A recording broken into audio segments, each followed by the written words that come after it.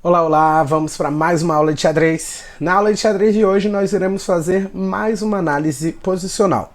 Uma análise de ataques, uma análise de possibilidades, uma análise de um momento que às vezes pode ser decisivo durante uma partida de xadrez e a gente precisa aprender a perceber quando esses momentos são importantes durante um jogo. Por exemplo, imagina que agora você está jogando com as peças pretas, você está nessa posição que a gente vê aqui. E o que você jogaria nesse momento? Você pode pausar, você pode analisar algumas possibilidades e às vezes é uma jogada que não é tão óbvia, é uma jogada que não parece demonstrar o ataque de uma maneira tão fácil, não é um tema tático tão claro, então a gente tem que pensar em como desenvolver o nosso ataque, como tentar desenvolver as nossas peças nessa situação. Por exemplo, se nessa situação a gente começa jogando um Dama B8. A gente dá a possibilidade das brancas jogarem C3. E agora, se a gente joga, por exemplo, F6 atacando o bispo H4, escapa e ele continua visando um ataque, né? Continuando ali o ataque dele com o peão em F5. E agora ele tem uma casa que a gente deixou fraca, a casa de E6. Se a gente continua com Dama D8, por exemplo, ele joga em F5 e depois de E6, por exemplo, uma possibilidade que a gente pode jogar, ele joga cavalo em E3.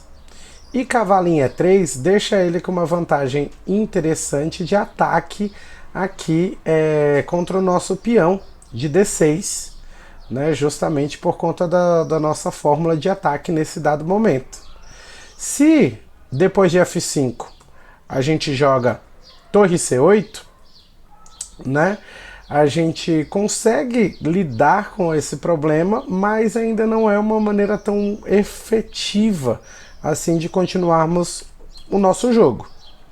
Se nesse momento aqui, ao invés de jogar Dama em B8, a gente começa com torre C8, a gente incorre no mesmo problema, que a gente tem a possibilidade ali de pensar nesse ataque ainda em F6, mas a gente tem o cavalo e o bispo das brancas muito bem colocados no centro do tabuleiro.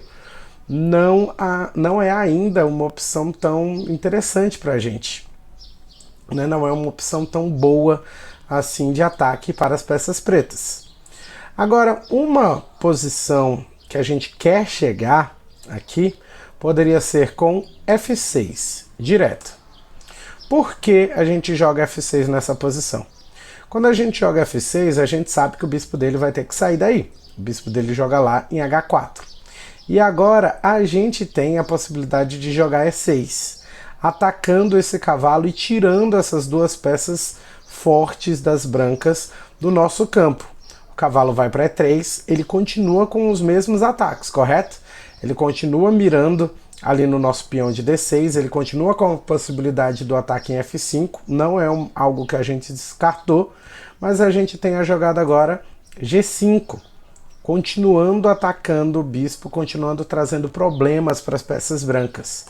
Depois de F toma G5 ou de bispo G3, a gente pode pensar na continuação. Se o bispo foge para G3, a gente pode continuar com peão toma F4, né? Peão de G toma F4 e depois de bispo toma F4 a gente tem cavalo em D5. A gente conseguiu melhorar muito a posição das pretas. A gente conseguiu manter os três peões no centro e a gente conseguiu deixar dois cavalos mais poderosos aí no centro do nosso tabuleiro, né?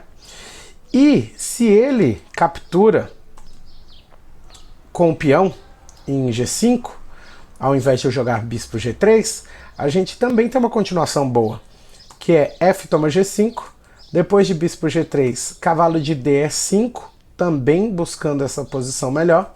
Se bispo toma, cavalo toma, e a gente de novo consegue uma posição mais interessante para as peças pretas aqui.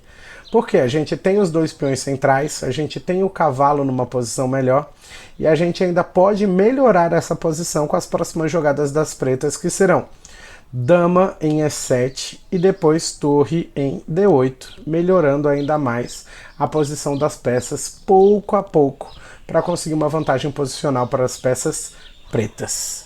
Vamos juntos e até a nossa próxima aula de xadrez. Tchau, tchau!